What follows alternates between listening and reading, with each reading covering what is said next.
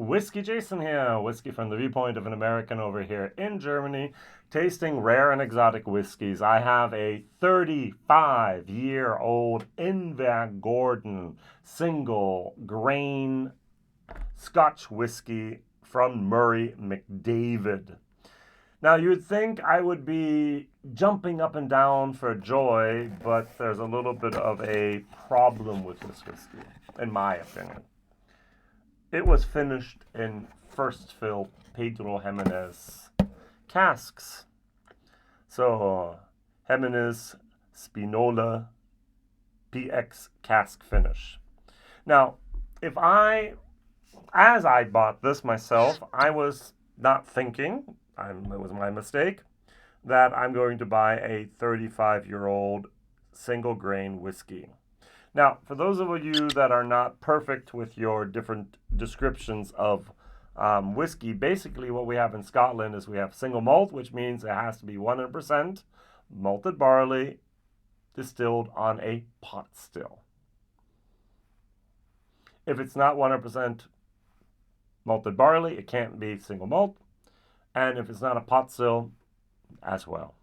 And so we have the column still, and probably only that I know of, Loch Lomond is the only one that still uses, or that uses 100% malted barley on their single grain. Invergordon, they use probably a combination or only basically here corn, wheat, and a little bit of malted barley so that it can be called Scotch. You cannot have officially a 100% rye whiskey in Scotland. It might be called a rye whiskey, but it's not called a Scotch whiskey, because Scotch whiskey always has to have a percentage, at least one, of malted barley in there. Interesting rules, aren't there? All right, so now what I have here is Whiskybase number. I have to go over here real quick and find this again. So there we go. My mouse doesn't want to do what I want it to do. So we have here Whiskybase number 236213.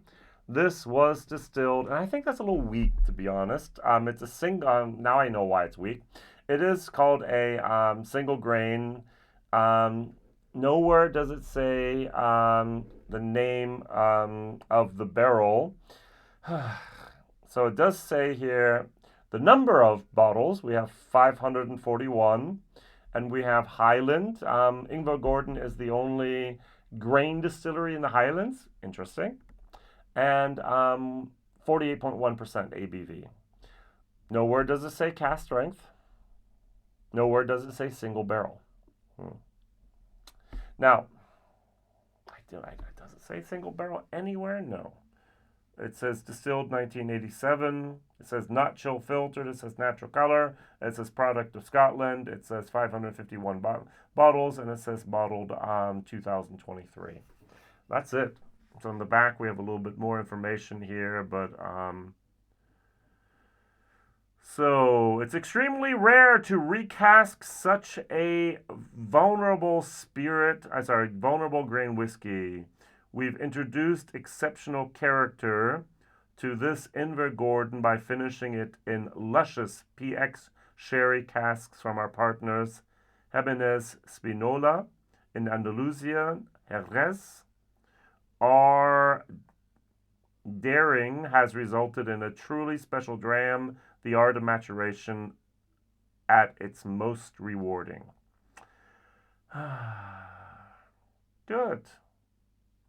So my problem is, when I buy a single grain, I want to have a 30-year-old single grain.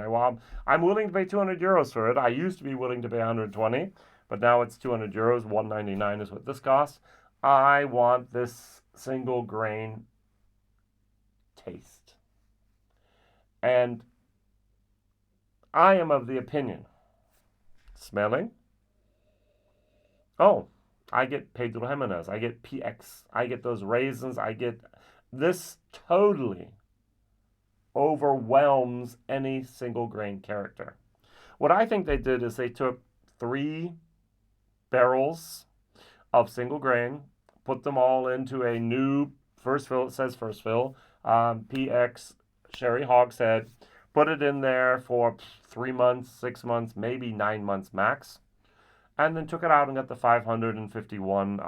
I can't even be that. Wait a second. So we have 551. So it doesn't say times 0.7. So 551 bottles means there's 378 liters of liquid. Now, if it had gone in there at 60-some% and they diluted it down to 48.1%, then that would actually work out here. That they added so much water from a 250, made it down into 387.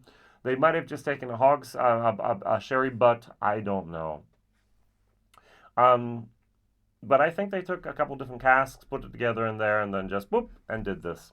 In the Netherlands, this goes for €2.39, so 40 euros more than up by over here in Germany with $1.99.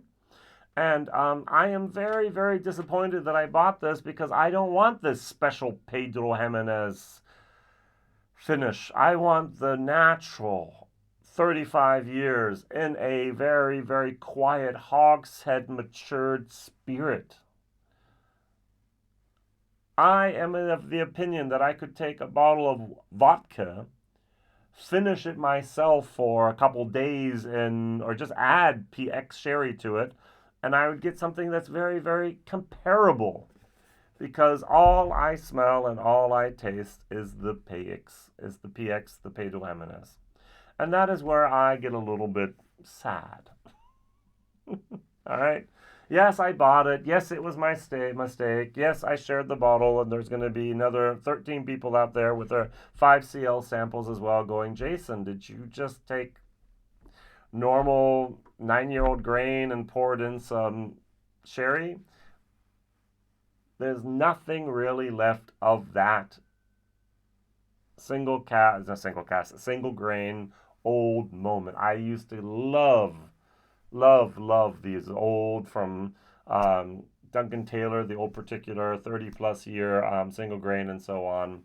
But this is just look at the color. So. Now, for those of us that don't know Murray McDavid, they do have different categories for their whiskeys. The highest category they have is Mission Gold, vintage, rare, exceptional single malts, grains, and blended whiskeys.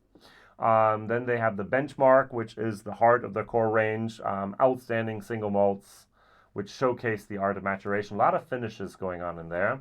Then they have the so-called mystery malts.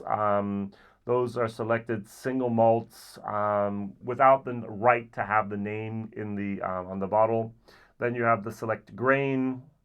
So then you have the vatting, where they marry together quality single malts to produce blended malt whiskeys. Then you have the crafted blend, where you actually have a blended Scotch, which means grain and single malt together, and then at the end you have the Cask Craft. Those are artfully matured single malts finished in sherry, port, bourbon, Madeira, wine casks, and so on. These are fairly young and fairly inexpensive products that are, I haven't had them on my YouTube channel yet, but some of them are actually, for the value for money, excellent. So if you can try the Cask Craft from Murray McDavid, please do. Good. So, one little statement. You have 35-year-old grain in your warehouse. You have maybe 3 barrels of that. What are you going to do? Are you going to blend it together with 35-year-old single malt that you probably don't have and create a blend? Travis Legal blend, a Johnny Walker blend, a White and Mackay. They own the Invergordon here. What is the White and Mackay blends here? Their products. So they have a 30-year-old White and Mackay whiskey, but they have will you produce a 35-year-old Shackletons? So that's the problem. Most people are not willing to pay such high prices today for such old blended whiskeys, blended scotches. And so I think they just were like, hey, we have to be shrewd businessmen and women, and we're just gonna take this whiskey that's so la la, Put it in Pedro Ximénez. I say PX makes everything better. Over in Germany, we buy Pedro Ximénez sherry and put it on a vanilla ice cream, on our ice cream. That's used just like our maple syrup we do sometimes, or our Hershey's chocolate. They used to use over here in Germany more and more Pedro Ximénez. That was one of the number one reasons you'd have PX in your home is, oh, let's have some ice cream, some PX on it. And Pedro Ximénez just absolutely dominates everything that is there, including the taste. So,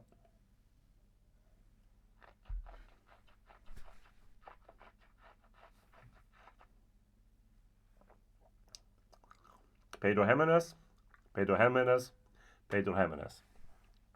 If you've never had Pedro Ximénez PX, I highly recommend go out, get a sample set. I think Lustau has one. I think there was Fino, Amontillado, maybe Palo Cortado, probably not.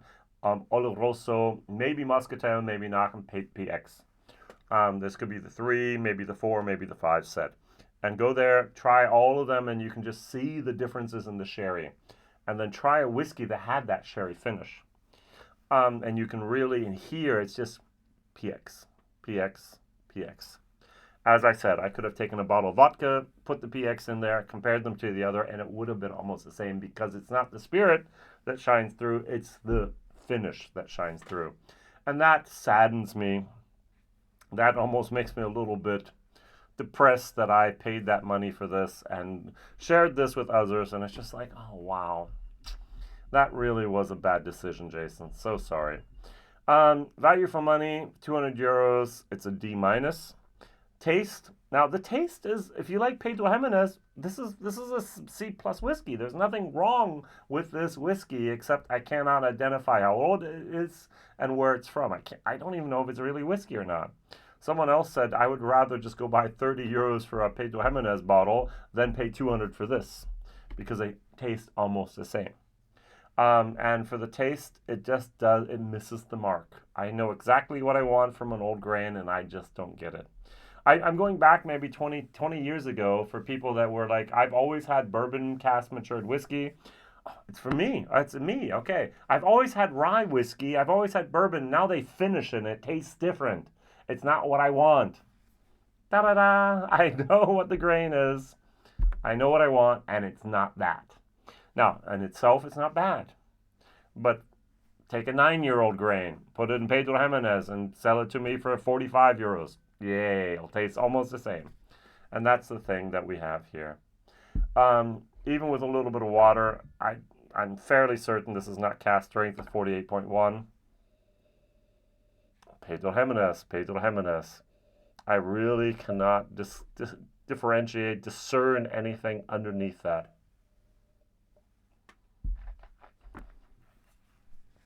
The official tasting notes. The nose, fruity coffee, prunes, creamy. The palate, sweet, nuts, floral chocolate. Finish, very long, oily, sweet spice. For those that want it, I guess the market's looking for 35-year-old PX finish products. Single grain. I'm just not it. So my question of the day is, what were you doing back in 1987? So after me complaining, ranting, raving, and telling you why I'm disappointed in my poor choice of buying this, I was a junior in high school. I was working in a woodworker shop and doing a lot of woodworking after school and the weekends and so on. I was thoroughly enjoying my life. It was a good time. Looking back at that, back then I was 17, 18, 17. Yeah, that was a good time, 1987. So what were you doing 1987? I'm sure a few of you are going, wasn't even born, wasn't even thought of, wasn't even considered as a possibility. So, but hey, 35-year-old whiskey, got to try it, and it's okay. Just one flavor profile, Pedro Ximénez. WhiskyJason here. Thanks for watching. Thanks for liking. Thanks for subscribing. Thanks for commenting. Thanks for putting up with this complaint about my poor decision. See you soon. Bye-bye.